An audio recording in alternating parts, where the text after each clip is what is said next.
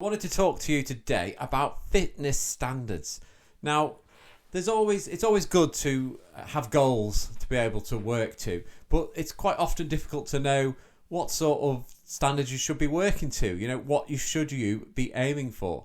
Now, if you're a cyclist or a runner, then obviously your goals are going to be based around timings, maybe. To do a ride in a certain time or a certain pace, or to do a run at a certain time at a certain pace. So those standards will be a little bit more obvious. However, with strength standards, it's quite difficult to know. So I'm going to try and sort out a few things for you today, and to give you a few things to aim for, just with some general sort of fitness standards, general strength standards. So depending on where you're coming from, all right, so it's a bit of an it depends equation. So you could be sort of untrained, you'd be classed as sort of a beginner. So that might be that you had a little bit of you've done a little bit before in the past, but because I'm targeting this at sort of over 50s, it's really those that have maybe let themselves go for 10 or 20 years. So we're going to be looking at the beginner category. I like to call this the apprentice phase. So you're learning things. Okay. Then we're into intermediate. So you've done a bit of training. So you're a regular gym goer. You kind of know what you're doing in the gym. And then obviously advanced is for people who have been there, done it, and you're looking to really take it to the next level. So we're focusing really on the beginner, on the apprentice phase here, where even if you're over 50, you're deconditioned, you've been out of the gym for quite a while, so you're looking to kind of start things up a bit.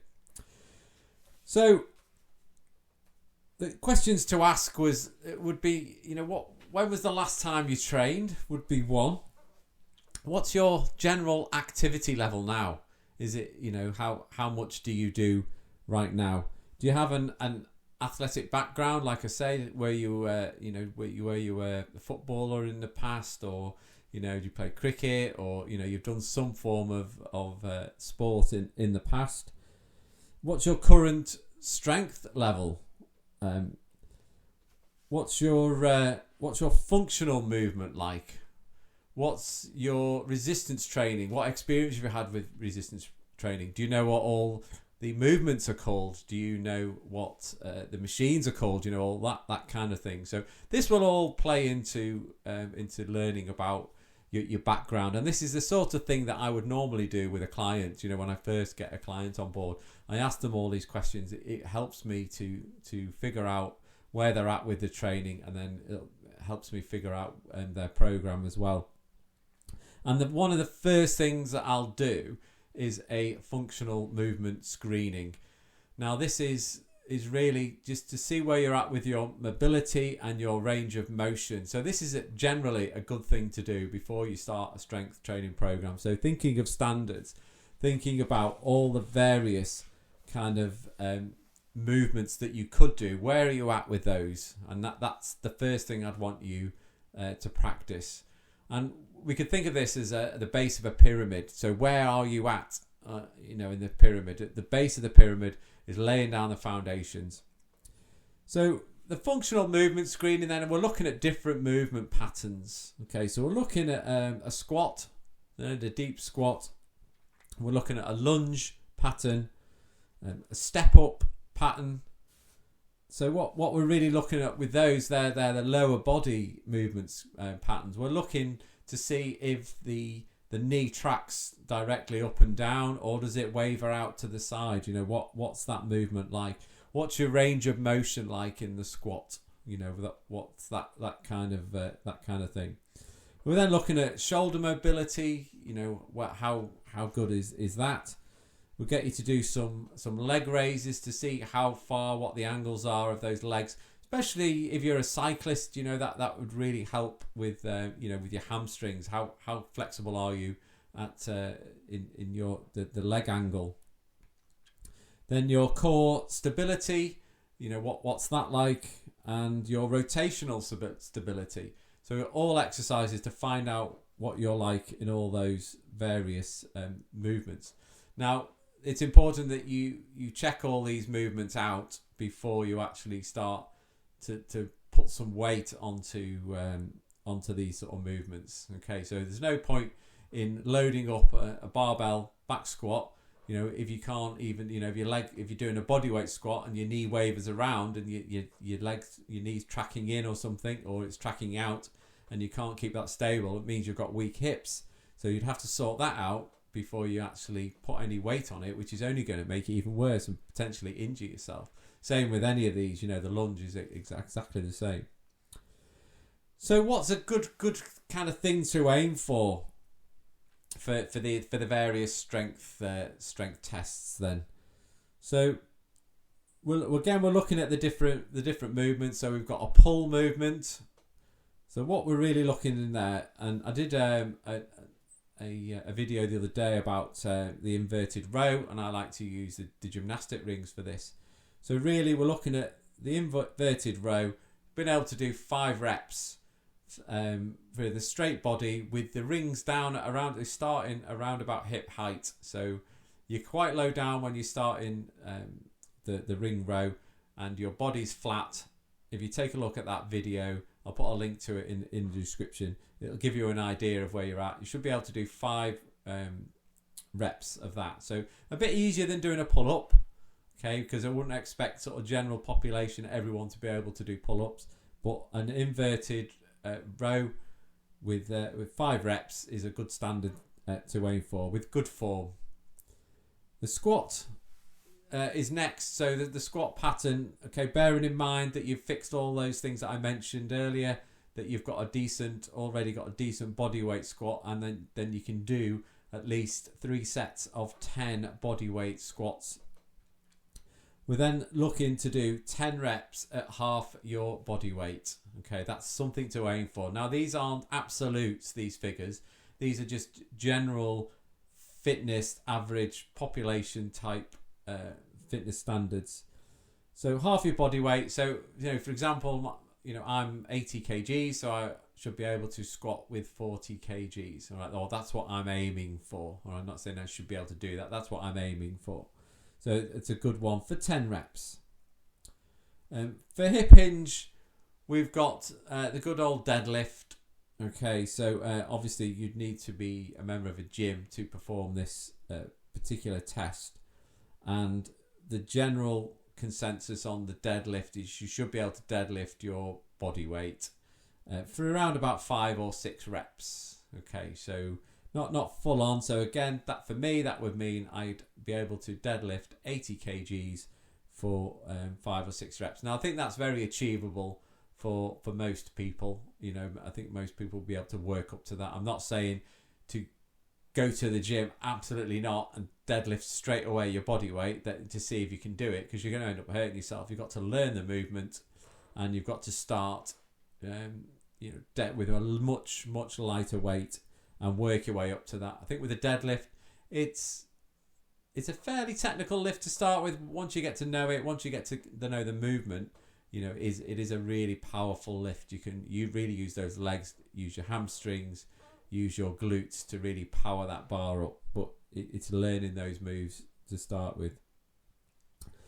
Then we've got push movement. So the push movement is a simple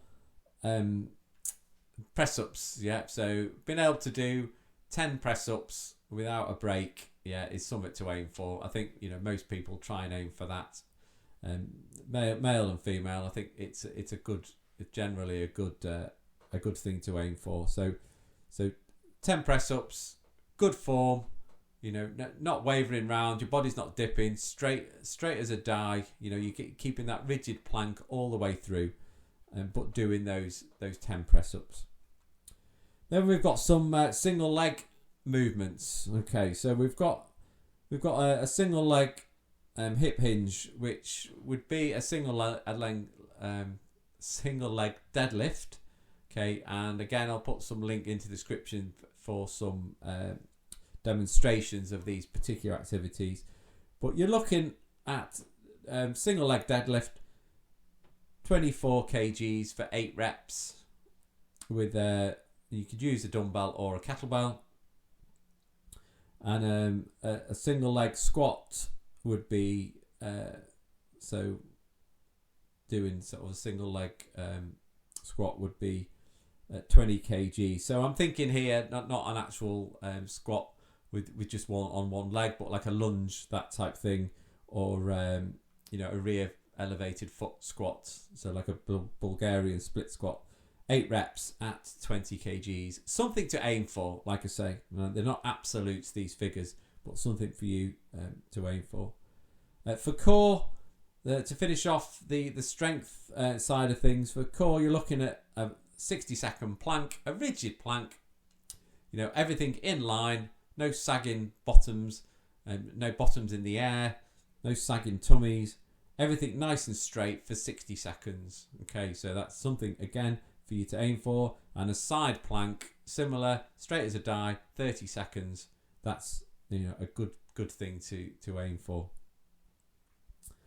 Okay, so that kind of wraps up the strength side of things. Obviously, with your fitness, you've got a load of other things to think about as well. And one of the main things, one of the biggest predictors of longevity in people is your heart health. That heart. I've done a full podcast episode about heart health, so you can have a listen to that. But knowing where you're at with your heart health, it's quite it'd be quite an interesting thing for you to do.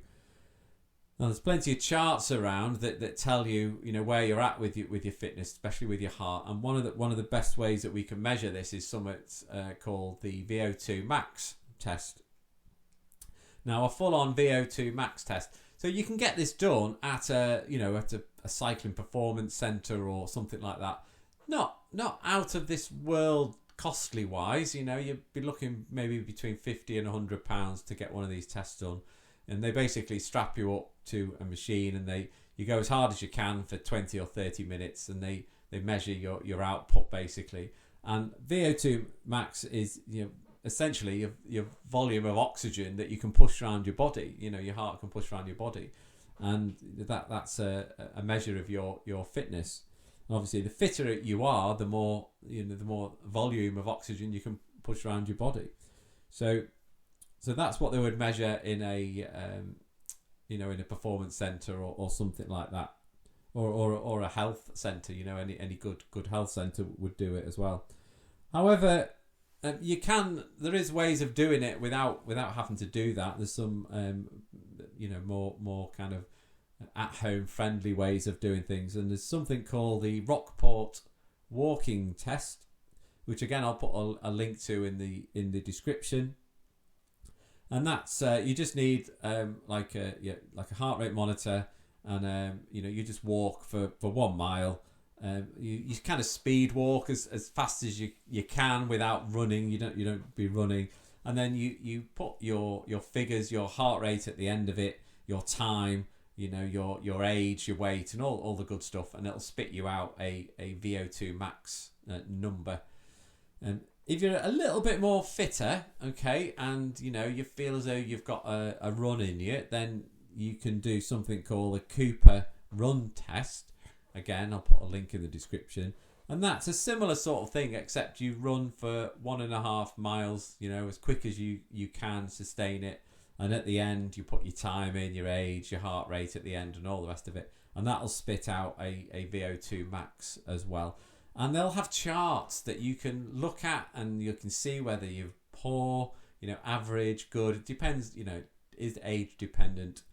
Again, VO2 max is a really good predictor of your heart health for longevity. So maybe something really worth thinking about doing one of these things.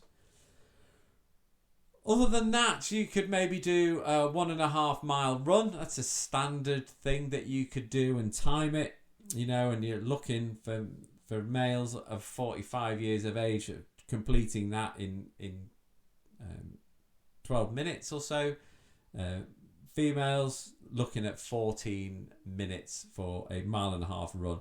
If you're 55 to 65 years of age, then you're looking at 13 minutes for men and 16 minutes for women. So that's another kind of crude kind of way of testing your physical fitness and your heart health. Okay, other than that, we've got a few other things that we can test, and your resting heart rate is a good one. So Average heart rate goes from between 50 and 72. You want to be around a resting heart rate of around about 60 as a general kind of rule of thumb. Now, resting heart rate does exactly mean that. So if you're going to do your blood pressure or your heart rate, then you need to be sitting still for around about 15 minutes. Not have eaten within the last half an hour, because your body will be digesting foods, it'll be working a little bit harder. So completely rested, 15 minutes, then you can take your blood pressure and your resting heart rate. If you get one of these blood pressure testing monitors, they'll do your heart rate as well as you're doing that. 120/80 for blood pressure is the kind of gold standard on that one there. Now, other general kind of fitness things that we can think about is, your waist circumference. If you're carrying a lot of fat around your middle, especially as you get older, again that's a pretty good predictor of potential problems later on in life. So if you're between 50 and 60, you've got a bit of fat around the middle, then we want to be maybe thinking about getting that down just to improve your chances later on in life. And I'm thinking here 60s, 70s onwards. Now, again, a crude rule of thumb on this one that I like to use is that having a waist size no bigger than half of your height. Okay, so just let me explain that one for a minute. So if you're 6 foot, 72 inches, you want no bigger than a 36-inch waist. Okay, it's quite a crude way, but it's a good way. 5'10" is what 70 inches. So you'll be wanting a waist circumference no bigger than 35 inches. So you kind of know really if you've carrying weight around your middle, you'll kind of know. The other thing is your BMI. Again, it's a bit crude, but keeping your BMI under 25 is a good thing. Your body fat percentage below 20 below 25 for females is good. They're all general kind of things to aim for. So there's lots to go out there. If you are starting a program, like a health and fitness program, then having these things to aim for, your strength standards to aim for, then your VO2 max standards to aim for, then you're well on your way to to really achieving those goals. Now, what you prioritize is a whole different ball game, depending on what your goals are. Now, I read something the other day, and it kind of struck a chord with me as we get older, and I'm talking for the gentleman population here, maybe more so because it's kind of where I'm at as well. So I'm talking, 50s, knocking on the door of 60. I tend to gravitate towards the endurance sports, cycling, long distance running. And I don't know why. I just tend... it seems to be that... I enjoy those. I enjoy cycling and that. But what that means is you tend to leave the kind of strength training alone. You don't tend to do the strength training. And it's at your detriment, really. You need to be doing strength training even at that age, I say even at that age, especially at that age.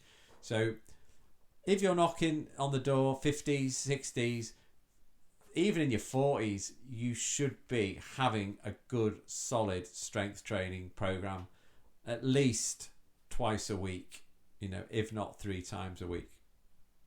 Now, if I've got a few general off-the-shelf strength training programs for over 50s, if you want to message me and ask me for one of those, I'll gladly share one of those with you.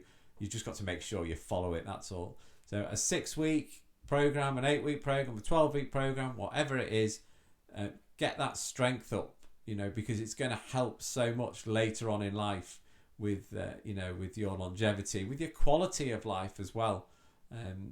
But saying that, the heart side of things is important too. But please don't neglect the strength training and aim at the standards that I've mentioned to you here. Obviously, again, just a quick warning not to embark on a fitness program, unless you've got the all clear from the doc. Now, I'm especially talking here from 50s, 60s.